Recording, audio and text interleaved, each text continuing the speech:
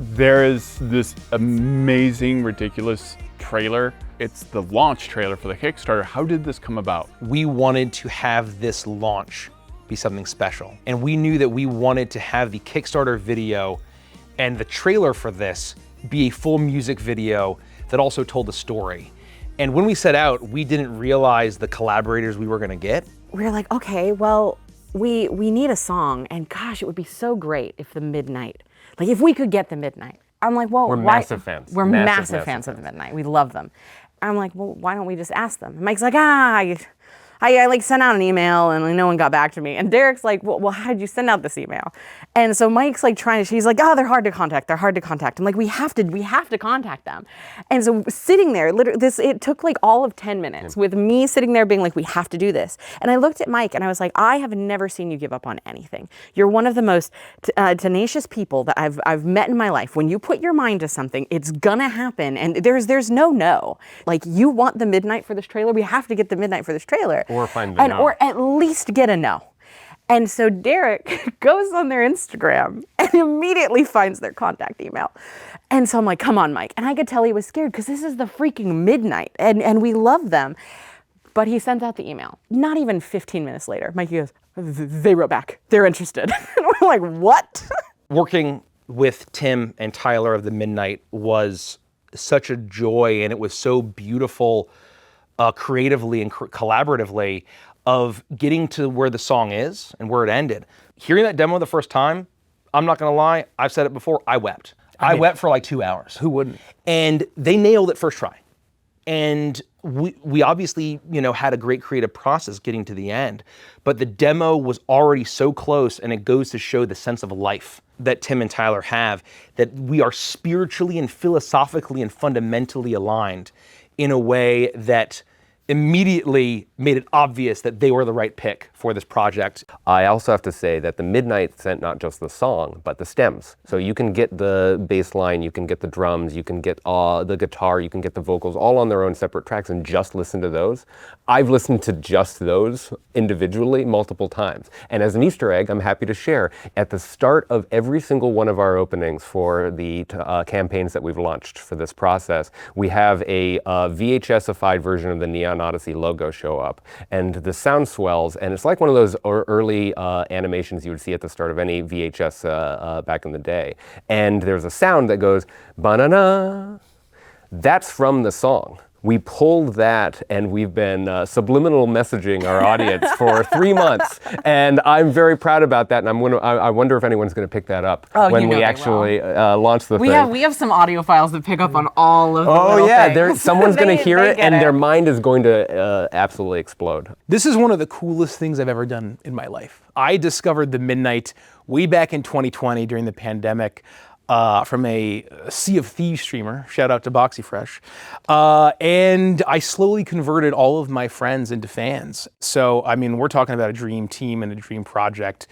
Being able to work with the Midnight, Tim and Tyler, who are both geniuses, and also Doig and Swift, the wonderful animation geniuses, along with Knights of the Light Table, who did the amazing Starlight Brigade trailer from a couple years ago, nailed our vision for what this trailer could be, and blew away, I think I can speak for Mike on this one, all of our wildest expectations. Yes.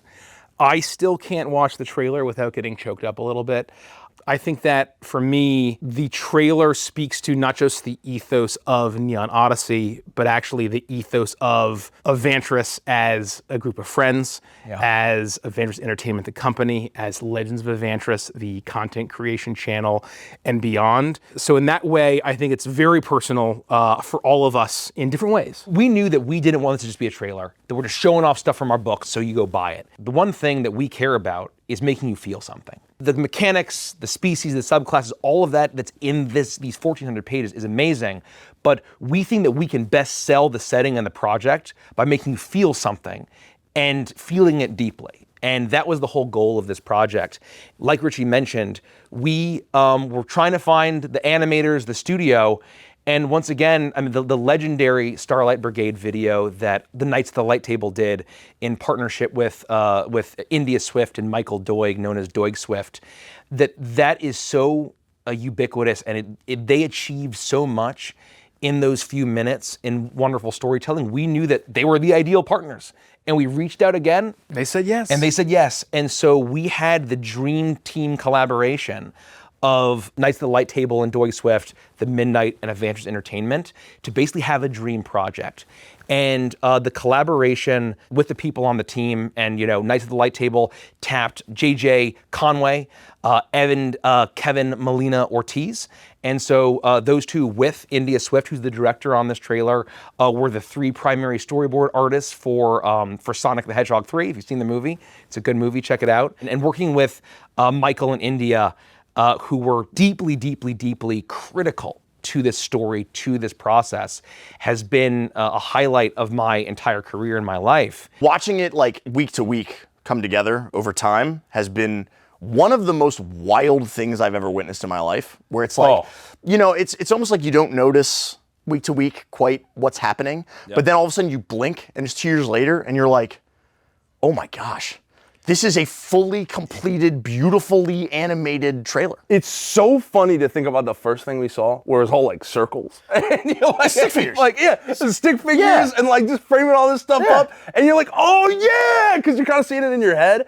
And then the first time, I remember the first time we saw when Pike walked to the Sparrow and he kicked the can, and I was like, yeah.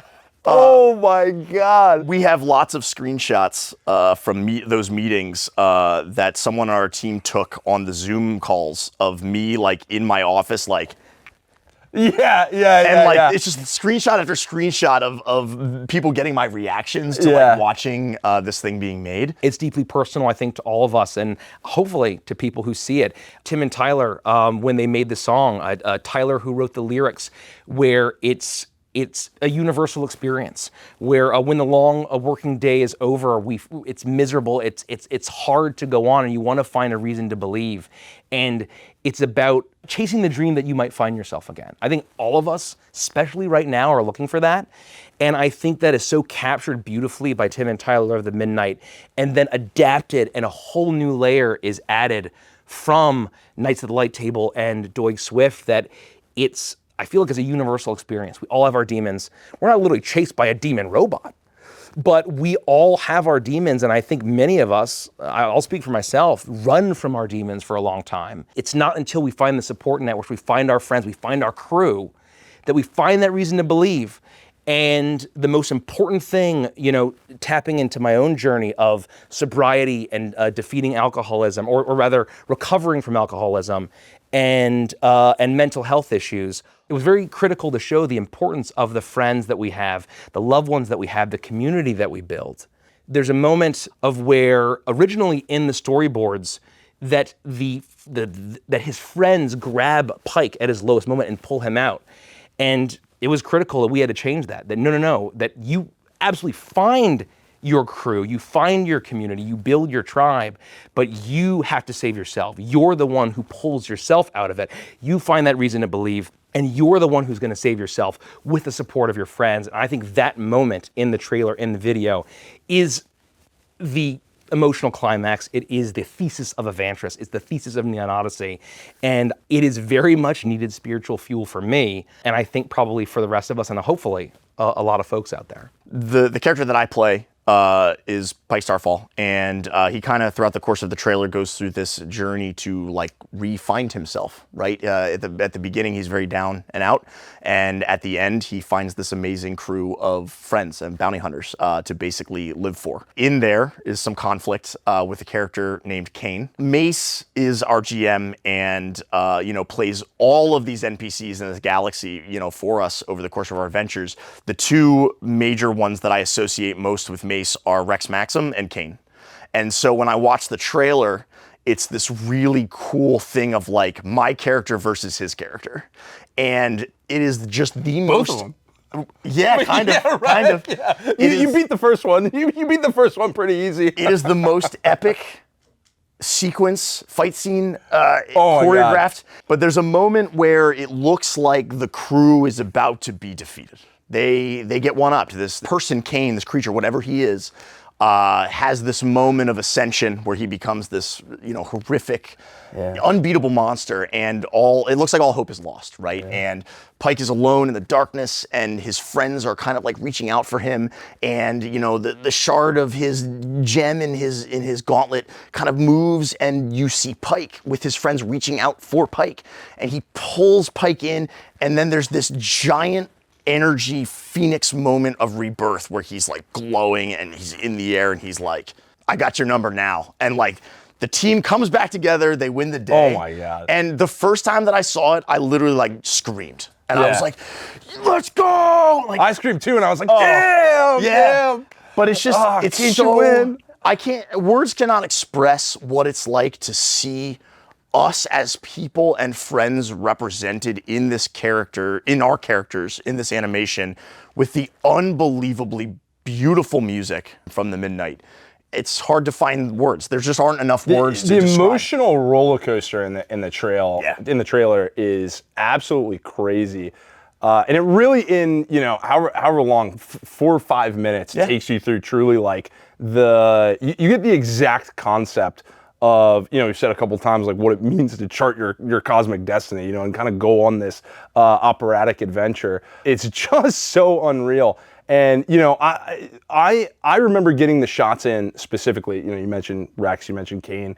My computer background right now is the shot of Kane silhouetted against the setting sun as he's walking towards the saloon, where it's like he's just the dark silhouette of the unstoppable, of almost like death looming, like doom approaching, and his shadows blasting towards the camera and expanding out, almost consuming the viewer, and it's like, oh man! And then one of my absolute favorite moments from the trailer as well. You're in the saloon and the blast goes off, and you're rocketing out back, and you're firing off with the gauntlet. And then it cuts to everyone getting in their starfighters, right? So like cockpit, and then Kane takes a step, and then cockpit, and then Kane takes a step. And it's just like, oh, it's happening! It's pretty cool. Oh my God, it was so cool. It's pretty cool. So yeah, you can say I'm a fan of the trailer. It's pretty good. You can say it's pretty good. It's pretty good.